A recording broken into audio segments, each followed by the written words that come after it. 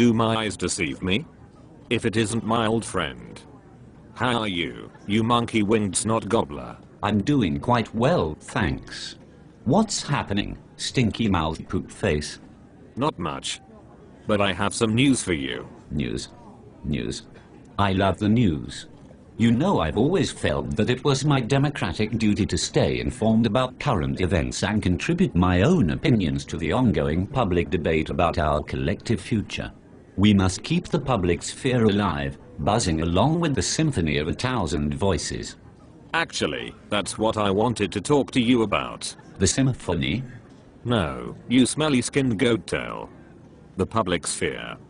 It's... Go on, spit it out. It's awesome. It's the linchpin of modern democracy. It's the key to coordinating contemporary societies. It's dead, you spastic snouted crack buddy.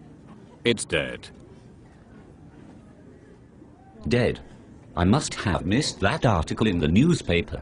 I was just at the coffee house talking about today's stories in the paper, and I can't believe those rubber-jawed pork rolls down there didn't tell me about it. That's my point. The newspaper doesn't organize public conversation anymore. Most people don't read a newspaper. They don't meet in public spaces to talk about the news. The public sphere has transformed into the public screen. Public screen? I find that to be a laughable concept. You must explain what you're getting at, you cod-faced fruit gargler. Okay. I'll try to speak slowly, so you can understand, you filthy spoon sucker. The traditional public sphere has several key features. First, it was primarily a place where language was used to negotiate disputes. Whether spoken, written, or printed, words were the primary way that people communicated. Okay. Second, participants in the traditional public sphere put a lot of faith in rationality. They believed that reason and logic should guide judgment rather than emotion or power. Just because you were rich didn't mean you were right. Are you following this, you slack-jawed yokel? I am. Your analysis is astonishing. You are like a contemporary Socrates. Forgive me if my eyes roll out of my head in awe. Okay, I'll speed it up, since you are so smart. You're not as big a woolly dumpster as I thought. One other feature of the traditional public sphere is an orientation toward consensus. Participants believed that, if people were exposed to the appropriate evidence and arguments, that they would have no choice but to agree on what our collective problems were and how we could solve them. I am following you like a dog follows a trail of pee. You've rambled on about the public sphere. It is linguistic, rational, and consensus-driven. So what do you mean when you say it is dead and a public screen has taken its place? Well, the public sphere suggests common spaces to meet and discuss, like town squares and coffee houses. Those things don't really exist anymore in the same way they used to.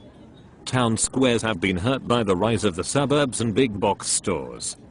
Coffee houses are mainly places for people to plug in laptops now.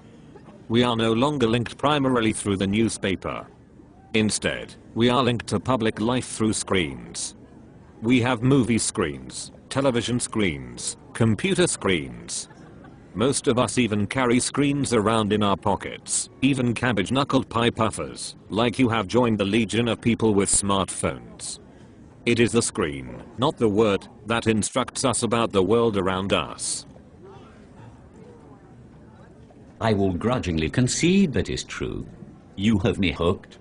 So how has it changed the public sphere? I would think that a trout-kissing, gutter face like you would have it figured out. Let's go through the features I just explained. First, images just as much as words now shape how we understand the world. Advertisements show us possible versions of ourselves. International coverage on television shows us what life is like in other countries. Protests get attention by deploying shocking images.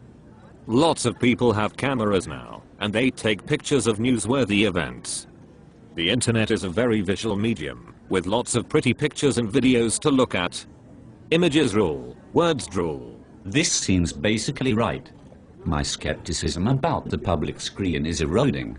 I should not have called you a cod-faced fruit gargler. What about the other two features, nationality and consensus? Words are good for making arguments, aren't they? You can link propositions together and create conclusions. Images might say 1,000 words, but it is hard to figure out which 1,000 they are. It doesn't really make sense to say that images are rational or irrational. Instead, one way to think about images is in terms of their emotional impact. Images often hit us at a very gut level. Think of iconic images like the US soldiers raising the flag at Iwo Jima, or the images from 9/11, or Dirty Harry asking some punk if they feel lucky. You can make arguments about all of these images, but their emotional content is as important. I am wary of your suggestion that words are basically rational and images are basically emotional, but I will tentatively spot you that distinction. You have not convinced me, however, that you are not a crumble-eating worm. I'm almost done. As you will recall, the public sphere had a strong belief in the value of consensus. Images that come through the public screen often have the opposite effect. They produce dissensus. Images can disrupt taken for granted assumptions. For example, environmental organizations often take pictures of forests that have been chopped down, coral reefs that have been destroyed, and species that are dying out. These images make visible the consequences of our lifestyles. They disrupt common ways of thinking and acting. They can produce disagreement or dissensus about current beliefs and values. You have provoked a lot of thought in me, even though I generally think you have the intelligence of a fish-nosed slag melon. But I think you might be overstating the case. It doesn't seem like the public sphere is dead, it's just changing. Good point, even though it came from a whiskey-soaked bacon flour. I just said it was dead to get your attention, because you have the attention span of a young fly. Perhaps it would be better to say that the public screen interacts with the public sphere in new ways. Word and image are intertwined. And we can't understand contemporary culture and politics without recognizing that fact. Well said, your greasy cake cheese whipper. Peace out, Twinkie mouth.